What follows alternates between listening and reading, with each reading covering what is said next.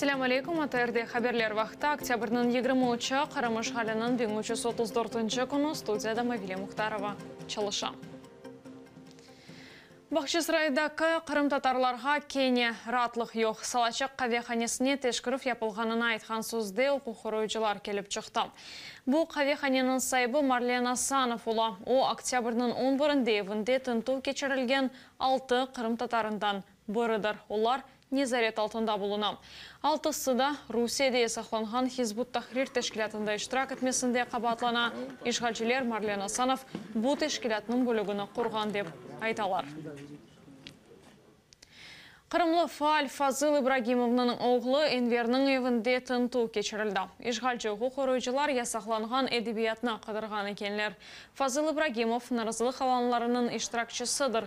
О Ақмежеттегі Стрелковы сұқағында топрақ мәселесінен оғыраша. Фааллер яңы тінтулер ишғалчылар тарафындан жемат әрекетіне басқы япмақ үшін япылғанына айта. Ишғал етілген Қырымның юқары махкемесі Эмир Усейн Кукунның адвокатлары берген шикает аризасыны ред етті. Эмир Усейн Кукун Незарет алтында қалачақ. Махкеме отырышы қапалы шекелде кечірілді. Имайге оның сес қайдыны япмаға изін берілмеді. Кечкен сене февраль айында ФСБ 12 Қырым татарының евінде тінту кечіріп оларына яқалағаныды. Оларының арасында Эмир Усейн Куку, Вадим Сирук, Энвер Бекиров ве Муслим Алиев бар еділер. Оларны Русияде сақланған Хизбут Тахрир тешкілатында іштірак етмесінде қабатлайлар. Эмир Усейн Куку акимиетні күшінен запт ету маддесі бойынша қабатланып, Русияның террорист ве экстремистлер жеделіне көрсетілген адам. Суд не заинтересован в объективности. Все доводы о необоснованности решения суда первой инстанции, все доводы защиты были также отвергнуты. То, что следствие ссылалось при продлении сроков содержания под стражей на то, что уголовное дело является многоэпизодным, сложным, никакого отношения к основаниям продления сроков содержания под стражей не имеет, потому что все следственные действия закончены, все свидетели допрошены, какого-либо воздействия, даже теоретического, на свидетелей быть не может. Ярым сааттан февраль 26 давасының махкемесі башланмалы. Бұны фаал Заир Смедля Фейсбукта бұлдырды. Али Асанов, Мустафа Дегерменче, Искендер Кантемиров, Искендер Мирвалеев ве Арсен Юнусов қалабалықларда іштірак етмесінде қабатлана. 2014 сенесі февральның 26-сында Қырым юқары шурасының бинасы оғынде Украина ве Русия тарафдарлары чатышқаныды. Ярымада запт етілген соң, ишғалжы прокуратура Қырым татарларына чатышмаларны тешкіл етмесінде қабатламаға башлады. Сулейман Кадыров ФСБ идаресіне чағырыла салы күні саат 15-те Қырым татар фаали ве адвокатлары жинай иш мәліматларына ұгренмелі. Бұны Меджлис рейсінің бірінші муавені Нариман Джилял білдірді.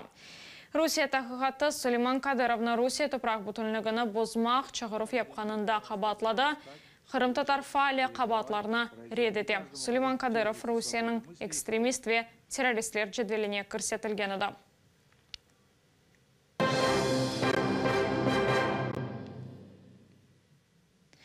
Ахмежетте Тимур ве Узейр Абдуллаевлерінің евлері янында дуа мерасимі кечірілді. Инсанлар 2016 сенесі октябрінің 10-ында олған әдісе вақайларына қатырлады.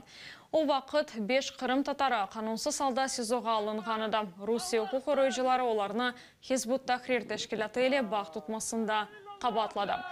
Фаал, сой-соплары ве танышлары саяси мөбіслер тежде азат етілсін деп дуа оқыды.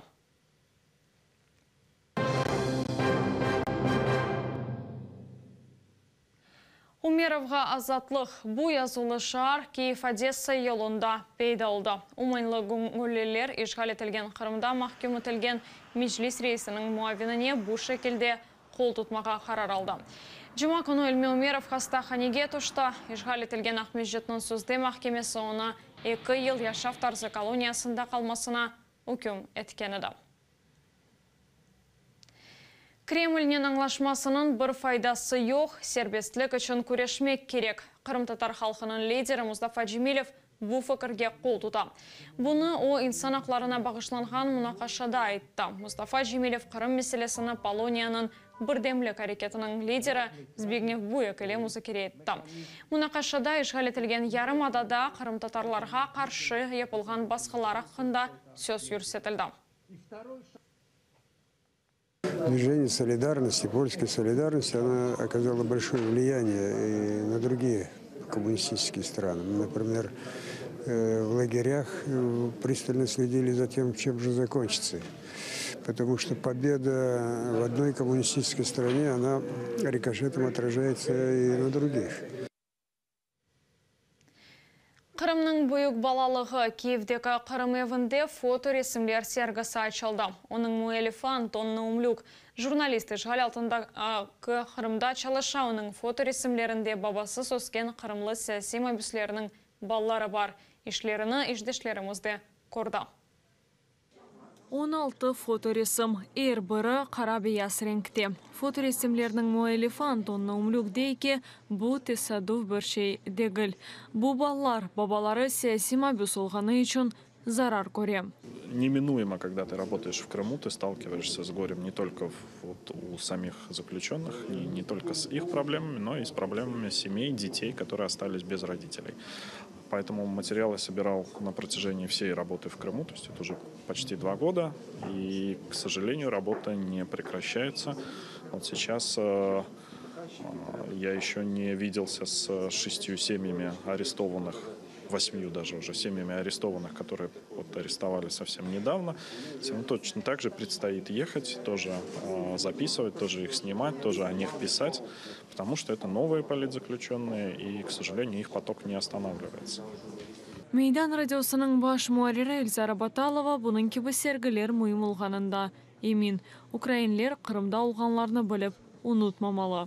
Менде де оғлым бар, мен аңнайым насыл бұл шында ағыр заман, бұл баларға, бұл аналарға.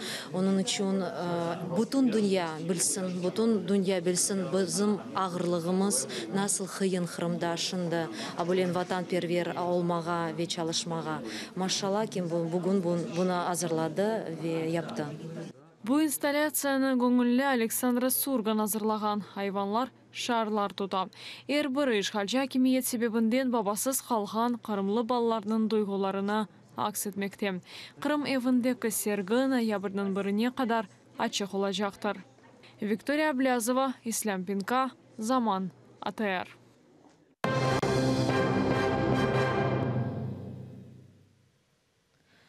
Ато аланында 2 Украина аскері яраланды. Донецк тарафында душман Украина имаежилеріне қаршы атеш açып, граната ТЖВ пулеметларына қолланды.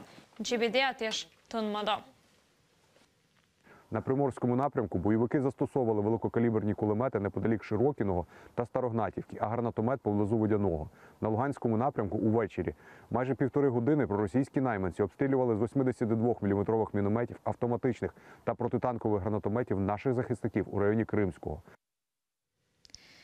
Петро Порошенко Донбасста Украина селялы кuvvetlері бөліклерінің деңішмесін ейлан етті. Украина президенті Мудафа Назирінен берабер Авдеевкаға барып келгенлер. Порошенко ең вақытта 4 бригаданың бөліклері Булунов еріне қайтacak деп білдірді. Олар 1 елдан зеде жебеде жеңклеші. Украина президенті арбейлерінің мүкафатларынан тағзірлемеге ваде етті.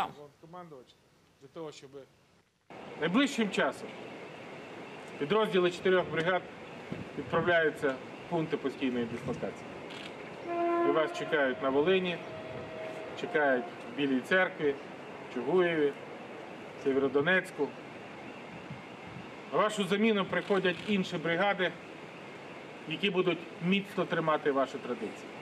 Крім державних нагород, крім нагород відомчих, президентом було доручено, щоб кожного військовослужбовця, 20 військовослужбовців з кожної військової частини, яка вбуває на відновлення, були нагороджені сумою 20 тисяч гривень. Тому, пане президенте, хотів би виконати таке доручення і вручити командирам бригад, а вони вже вручать своїм підлеглим сертифікати на отримання таких грошових отримань. Харьковде yüzbergen yol қазасының екінші штрафчысының статусы деңіз шебіле. Бұны милли полицияның вилайет идаресінің ребері Олег Бех білдірді. Оның айтқанына көре Volkswagen Touareg айдавчысы даваның шаты ола. Ләкин оның там ролі экспертизалардан соң белі олажақ. Кешкен авто Харьковде Lexus Volkswagenнен чатышып, қалдырымда тұрған 11 инсанны қақты. 5 жан берді, 6-сы яраланды. Lexus айдавчысы 20 yaşında Алена Зайцева 2 айға незарет алтына алынды.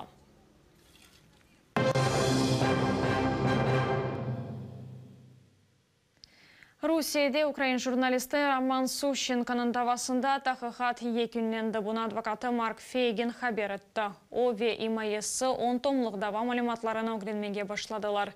Фейгиннің айтқанына көре Сущенко қабатыны танымайып, өзіне қаршы малимат бермей. Ноябрьнің 30-ында оның обстоятма міндеті соңына келмекте. Фейгиннің фікірінше Сущенкода 2 айға незарет алтында қалажақ. Роман Сущенко былтыр барде ФСБ тарафындан Москвада яқаланды, журналист жасуслықта қабатлана. Русияның Эхо Москвы радиосының хадиміне үжум япылды. Кім олғаны белі олмаған еркіші Татьяна Фергенгауэрні пычақлады. О бойын ярасы еле хастаханеге алынды. Үжум еткен кіші яқаланып полицияға алып кетірілді. Русия баш прокуратурасы адесені незарет алтына алды. Алексей Навальный 20 күнлік мемориапы жазасындан соң ilk митинг өткерді. О наразылық акцияларыны чықмаға чақырғаны үшін незарет алтына алынғаныды. Навальный өз шығышында Ксения Собчакның президент сайлауларында намзет көстермесіні изатлады. Все имеют право идти на выборы. Вопросов вообще нет. Каждый кандидат имеет полное право идти на выборы. Кто-то мне больше нравится, кто-то мне меньше нравится. Зюганов, Явлинский, Собчак, Навальный, кто угодно. Все имеют право идти на выборы. Украин сантрач ойыншысы Русия еліні еңіп Авропа чемпионы олды. Анна Музычук тез сантрач ойынында 9 баға қазанып алтын медаль алды. Русиялі Екатерина Лагно күміш қазанды. Шымдылық бұл соңғы хабарымыздар саат 3-те заманны сейретіп, яңы хабарлеріні бөліңіз, атырден айрылмаңыз, көрішмек үзре.